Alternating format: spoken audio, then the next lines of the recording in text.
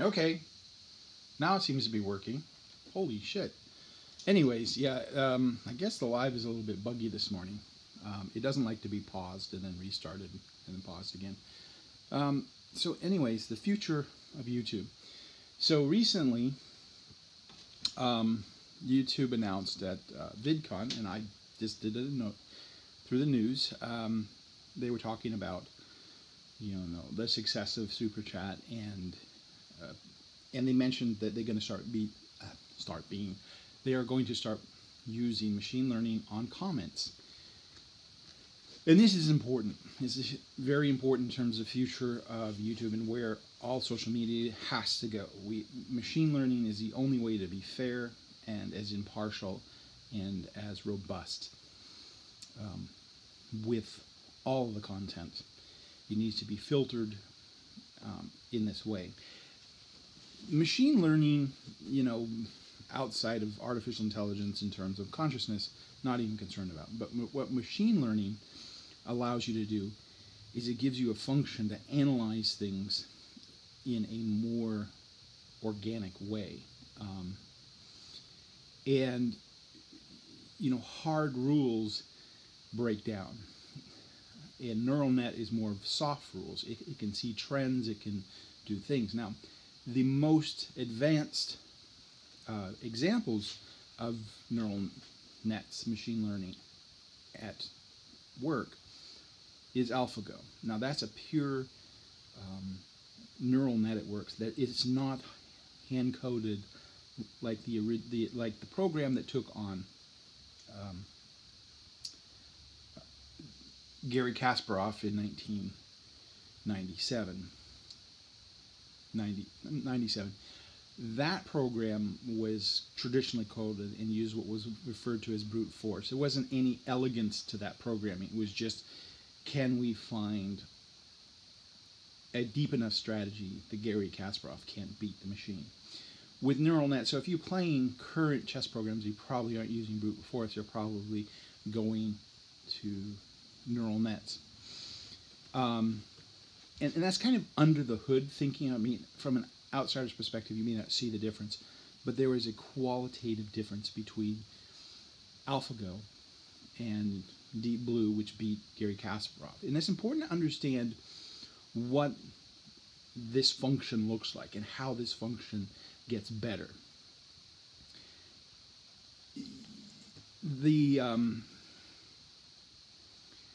So AlphaGo beats all human players as far as we know. Very successfully beat the best Go player in the world. Now, this is the machine learning that we're going to be applying to comments. This is a type of machine learning. And what it does is it finds patterns that we wouldn't necessarily see, and it understands in a similar way, or it appears to understand in a similar way as we would, because you can train it on goals and objectives. And it's incredibly impartial. In fact, one of the telltale signs of AlphaGo when people analyze it is its incredible, you can't draw it into a fight. And I've spoken about this before, but because of that, because it's looking at the entire board all the time, it's only counting points. It's saying, well, I don't know the outcome here, but I know the outcome here, and this is guaranteeing me points. They can't take enough points here, so I'm not even going to engage in that fight. So it's constantly keeping an eye out on total points. And unless it thinks you're ahead, you're not going to be able to draw it into a fight. Anyways, so what we will have in the comments section of YouTube is the ability to sort by category, and it will create categories and will notice categories, and this will get better and better over time. But it will also be able to create a personality profile for the people that are commenting, if they're contributors. So it can, if we allow it, go back to the histories of that commenter and basically give you some background to that person at a click. Right now, this generated profile of this person can be seen in what Google Photos does occasionally is it will give you the best, it'll give you a collage of recent videos and kind of give you the best sort of shots from that. And that's a part of machine learning, is looking at, what are your best shots. Now that's going to get more sophisticated as it starts applying a more rational understanding of what's going on. And so it will be looking more closely at what we're saying. Now, there's another example of just how powerful machine learning can be, and that is in the Watson versus the Jeopardy champions. What that demonstrated is that it can have a rather deep understanding of questions given the data. So, in theory, if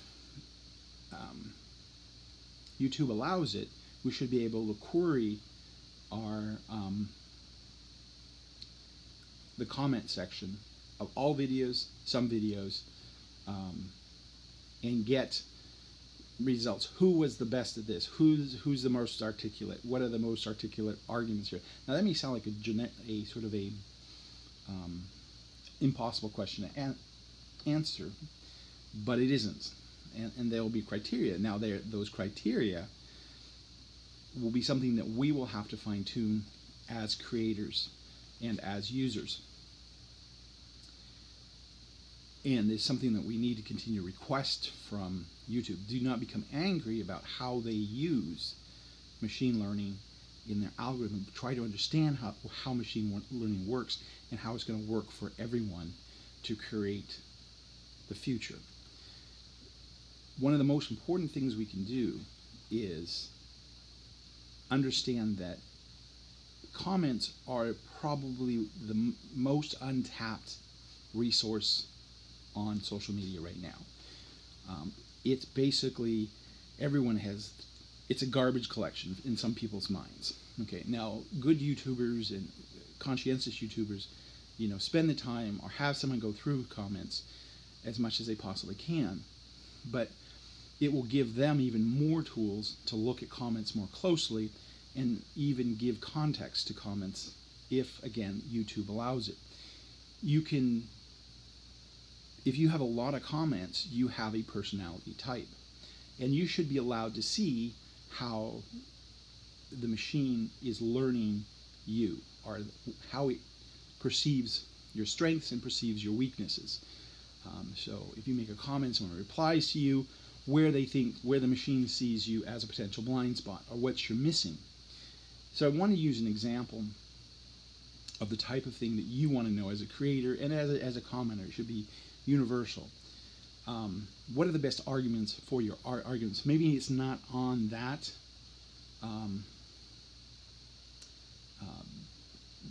comment section. Maybe it's on someone else's YouTube, someplace else.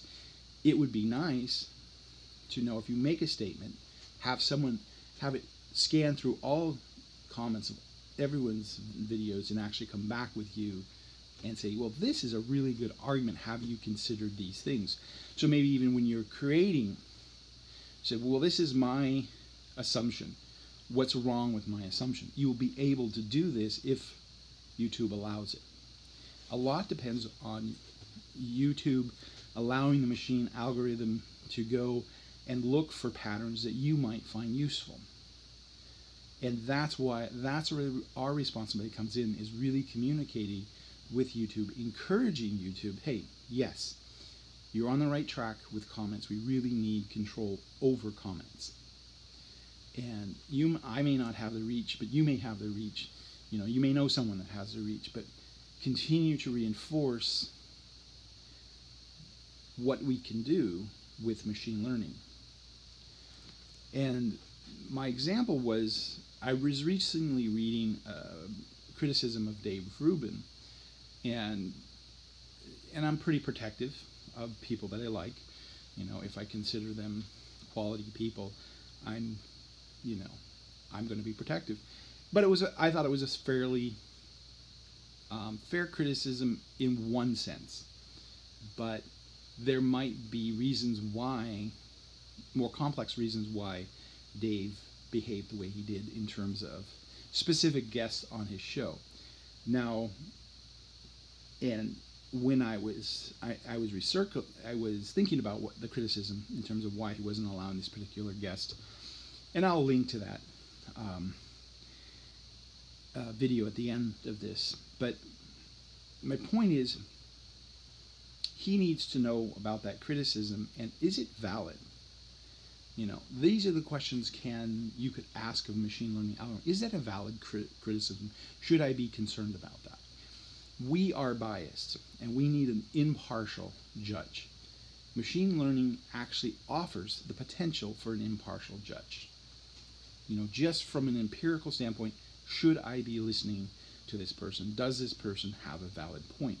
We need that kind of interface in our social media. And it also gives the potential. Now, we've also talked about chatbots. Now, eventually, if YouTube wants to, they can put in a chatbot in terms of what are the potential responses to this video. So you do a video, it's private, and then you let the chatbot decide what kind of conversations you're likely to have, what kind of generation that you would have on that, kind of like pre-screening your video to a AI audience, because your audience has a characteristic. So this can give you some ideas, maybe where you're making mistakes, and instead of producing a video that people are going to rightfully criticize you, you'll predetermine, maybe I don't want to go down that road, you know. So you can pre-analyze before you actually create a human consumable product.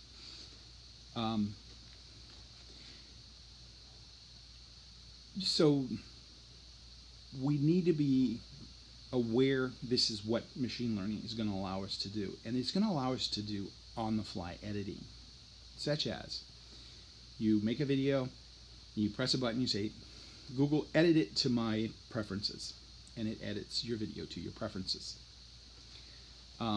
That's not that far away. That's within years, maybe less than 5 years. But in 5 years, it will likely be there. Press a button, and it will just edit your video for you.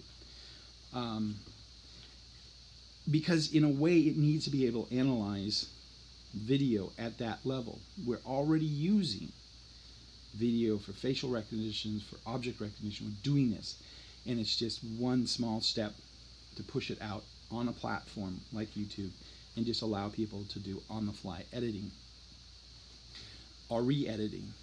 Do a montage of my history on YouTube, but with a better understanding of the content and having a content analysis engine, it will be able to do it better than what Google Photos does now. So that's the type of power of these machine learning algorithms. And this isn't science fiction. This is here now. We just haven't applied that to this domain. And it's really what YouTube has to do if it wants to manage all the content, because it's being put under a lot of pressure by advertisers, by content creators, and we should put YouTube under pressure. This is their job. This is why we pay them. Now, I'm not saying that other platforms shouldn't do the same thing. I'm saying what this platform, we want this platform to do.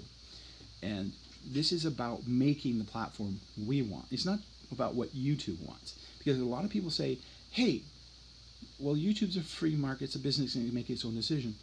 Well, it doesn't want to make a product that it wants to make. It wants to make a product that people will consume. Sure, they may make decisions that we won't understand or appreciate, but we can appreciate them, and we should be able to appreciate the business decisions that YouTube is making. If the decision doesn't make sense, we should say, hey, that doesn't make sense, and this is why it doesn't make sense. A, we didn't understand what they were saying, or B, it's a bad decision, and we just need to bring it to their attention. So you know, I was even going to title this video, we need shit posters. We need that group of people to be allowed online. We need to understand, and they bring attention to things that we need to see. So this isn't anti-shit posting, but we do also need, shit posters need to know about shit posters, and they need to be, we need to understand what we're doing when we're doing something. So there is a feedback mechanism within machine learning that we can have in terms of this is how we're being perceived. So when we post something, we can have machine learning look at what we post in context of the material and say, you know, this really sounds like a shit post. Is this really what you want to post? And you can make that decision. Okay, or this is sounding very aggressive. Are you sure you want to be this aggressive? So you can really make, there's so many things you can do with this machine learning algorithm, and if they truly apply it in the context of YouTube, it will be a very powerful tool, but we need to encourage them to continue to use it, and we can't be afraid of it, because there's some nasty things you can do. You could block people, you know, in a very ideological way, but we need people to experiment with those things to see the consequences of doing that. If people want to create echo chambers, they're going to create echo chambers. But it will also give us an idea to reach out beyond our content and look at our content in context of everyone else's content. Get feedback from the machine learning algorithm on your content. So that's an exciting thing. But everything is coming together in terms of social media, in terms of where it's going. Now, so when someone makes a video, you think that's really good, what's the problem with it, or what's the argument against it? Now, Stephen Charter made an argument against coal by I'm forgetting his name right now, but it's the coal, how bad coal is, you know, why should we be funding coal? And anyways, you can look it up, Louder with Chowder, and his reasoning, John Oliver. Now, I watched both. Now, and they come from different perspectives. Now, I think Chowder lost. I understand where he's coming from, valid points, but I think he lost the argument. But there are some things that should be pointed. Sorry, I was thinking of a graph, and Chowder is trying to make this very obvious graph look less obvious. And you can see this little bit where it was growing, and then under Obama it drops. And I'm like, okay, dude, yeah, they introduced clean coal. And I do understand what he's saying in terms of clean coal. Okay, so for the those who aren't aware of what the debate is, it's like coal mining jobs aren't coming back, you know. And so when Trump trumpets all the talk about bringing coal mining jobs back, it's a bad move for coal mine to think like a coal mine. You know, it's just a bad move. Now, yes, you can do clean coal, but is that something we want to do? And there's another flip side to this. There's the solar wind argument. And I've actually looked seriously into it, but a lot of people probably haven't. Will solar work? And the short answer is yes, but it's complicated. There are grid problems like in Germany. So it's a complicated argument, and you really need to listen to both sides. And that's why you want to know what the criticism of your arguments is. So that's it. The future is you want to make sure John Oliver wants to be aware of what Chowder said. Okay.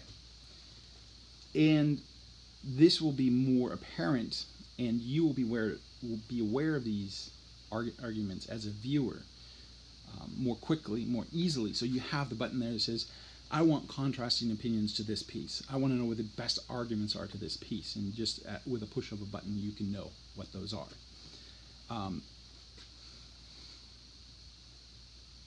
So I'm sort of requesting features here as I'm going through.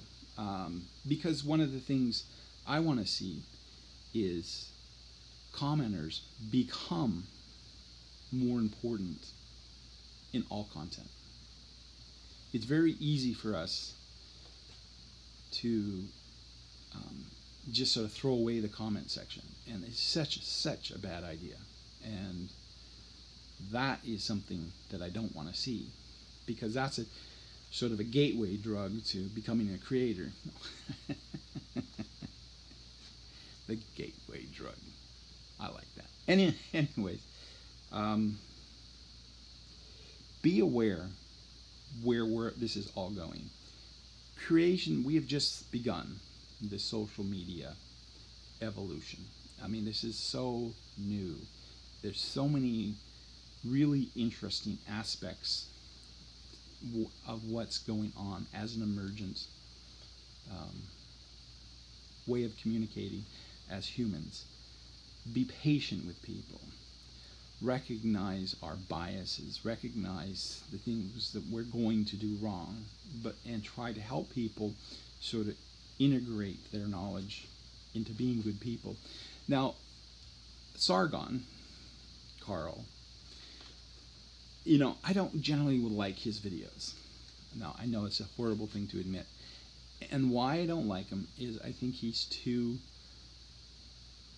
shitposty. So he's going on a guy from his country about walls, and I mean, I get what you're saying, but I don't think it's that important. And your language matters to a certain extent in terms of how important is this character, how bad is he as a human being, really? I mean, calling him. I mean, he uses derogatory terms to describe people. I'm like, why? Why do you do that? And I would encourage people to just get away from that kind of crap. But, he is who he is, and he'll do whatever the fuck he wants to do, which is great. But it's interesting. He's a lot different when he does live streams. He's a lot more amicable. But when he does his analysis of things, he's mean as shit. Anyways, the future of YouTube. In terms of content creation, I want to talk a little bit about that. Now, machine learning is a big picture. It's going to be a big part of whatever else comes in. I mean, this is just on the drawing boards. I'm telling you kind of what the tools can be built with machine learning in theory. But the social aspects of social media is only going to get more social.